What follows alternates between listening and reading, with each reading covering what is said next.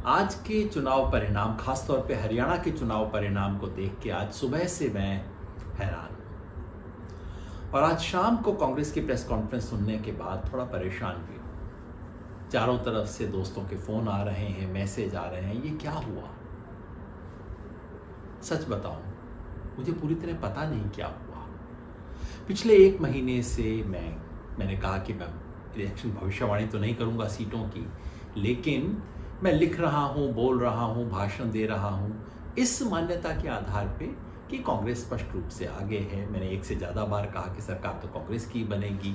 अब हवा है, आंधी है, उससे ज़्यादा ये मैं कह नहीं सकता। लेकिन आज जो हुआ वो तो बिल्कुल अलग था। ना हवा, ना आंधी, ना और कुछ, बल्कि बिल्कुल उल्टा। जितने लोगों ने घूम के देखा, उनमें से कोई व्यक्ति ऐसा मुझे अभी तक नहीं मिला जिसने कहा, और बीजेपी का समर्थक भी नहीं मिला जिसने कहा हो कि बीजेपी की मेजॉरिटी आने वाली है। बहस सिर्फ इस पे होती थी कि कांग्रेस कितना आगे रहेगी। पिछले 2 बार में, 2014 में, 2019 में बीजेपी को लोकसभा चुनाव में जितने भी वोट मिले हैं, विधानसभा चुनाव में 4 महीने बाद उसके वोट हमेशा गिरे हैं। अपेक्षा थी कि इस बार भी ऐसा होगा। हम ग्राउंड पे घूमे, हमारे कई साथी मिलकर ग्राउंड पे घूमे, देखा, साधारण लोगों से बात की, क्योंकि ऐसा किए बगैर मैं अपना मुंह नहीं खोलता हूँ। साधारण लोगों से बात की और हमारा अनुमान उसके बाद भी ये था कि हाँ, जमीन पे तो यही दिख रहा है कि कांग्रेस आगे है। लोकसभा चुनाव के बाद कांग्रेस अप हुई है, बीजेपी डाउन हुई है, और अगर ऐसा है तो कांग्रेस का मेजॉरिटी में आना स्वाभाविक था।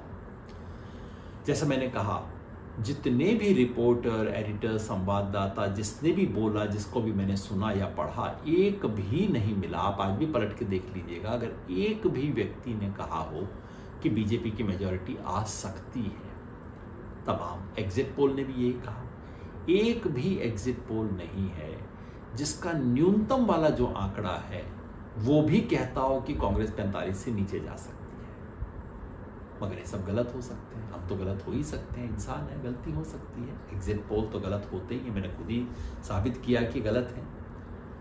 मगर आज शाम को जब कांग्रेस ने प्रेस कॉन्फ्रेंस की और कुछ गंभीर आरोप लगाए हैं, कांग्रेस में वहाँ के कम्युनिकेशन इंचार्ज जयराम रमेश जी और पवन खेड़ा जी ने कॉन्फ्रेंस करके कहा कि हम इस परिणाम को स्वीकार नहीं कर सकते। उन्होंने कुछ कॉन्स्टिट्यूएंसी से प्रमाण दिए हैं। एक कॉन्स्टिट्यूएंसी का प्रमाण मैंने खुद देखा है, वो है नारनौल, महेंद्रगढ़ जिले में। कांग्रेस ने कहा है ऐसी सूचनाएं उनके पास हिसार से भी हैं, पानीपत से भी हैं, और कहा है कि कल तक वो इस सारी सूचना को सार्वजनिक करेंगे। आरोप ये है कि कुछ काउंटिंग के दौरान कुछ ऐसे ईवीएम मिले जिसमें 99% बैटरी पाई गई खुलने के बाद। अब इतने घंटे काम करने के बाद 99% बैटरी क्यों थी? और जिन बैटरीज में 99% बैटरी पाई गई, वहां कांग्रेस की परफॉर्मेंस खराब थी अपेक्षाकृत दूसरी कॉन्स्टिट्यूएंसी, दूसरे ईवीएम के, जहां बैटरी कम थी। मतलब अनकहा आरोप ये है कि उन ईवीएम के साथ कुछ खिलवाड़ किया गया है, छेड़खानी की गई है, वोटिंग समाप्त होने के बाद उनसे कुछ किया गया है। अभी गंभीर आरोप है, मैं नहीं कह रहा हूं कि सच है। हमारे पास अभी कोई प्रमाण इतना नहीं है उसको जांच करने का। चुनाव आयोग का जवाब भी मैंने पढ़ा, वो इतना टेक्निकल है कि मैं तो इंजीनियर नहीं हूँ, बैटरी और ये सब मुझे समझ नहीं आता। लेकिन मामला गंभीर है जिसकी जांच होनी चाहिए। तो पहली बात तो मैं कहना चाहता हूँ वो ये कि चुनाव आयोग की जिम्मेवारी बनती है कि इस सब के बारे में देश को आश्वस्त करे। चुनाव फेयर हो, निष्पक्ष हो, और जनता को दिखे कि निष्पक्ष है, दोनों जरूरी है। ये चुनाव आयोग कुछ समय से ऐसे काम नहीं कर रहा है। जनता के सामने पूरी स्थिति साफ करना, लोकसभा चुनाव के अंदर भी जितने वोट पड़े और जितने वोट गिने गए, दोनों में अंतर था। चुनाव आयोग ने आज तक स्पष्ट नहीं किया कि ऐसा क्यों हुआ है। तो चुनाव आयोग से इतना मेरा अनुरोध है, हो सकता है आपकी बात सही हो सकता है अभी से कांग्रेस की बात पे विश्वास न करें, लेकिन चुनाव आयोग जनता के सामने पूरे तथ्य रखे। चुनाव आयोग अपना काम करेगा, लेकिन हम भी अपना काम करें। हम भी सोचें, एक क्षण के लिए मान लें कि जो परिणाम आया है वही है। हैरानी हुई शायद इसलिए कि हो सकता है हम गलत हुए, तो हम सोचें कि क्या गलती हुई होगी, सोचें कि ये परिणाम क्यों आया होगा। क्या भारतीय जनता पार्टी आरएसएस का मुकाबला करने के लिए जितना काम करने की ज़रूरत थी, विचार में, जनता के बीच में, वो सब काम हुआ। आज के परिणाम से किसान आंदोलन का प्रभाव समाप्त नहीं हो जाता। किसान आंदोलन की वजह से ही कांग्रेस मैदान में थी। उतने जो परिणाम हुआ उसके कारण ही कांग्रेस, जो कि 30% पीछे थी 2019 में, वो कांग्रेस मैदान में थी। लेकिन जो कुछ दूसरी चीज करनी थी वो क्या हुई?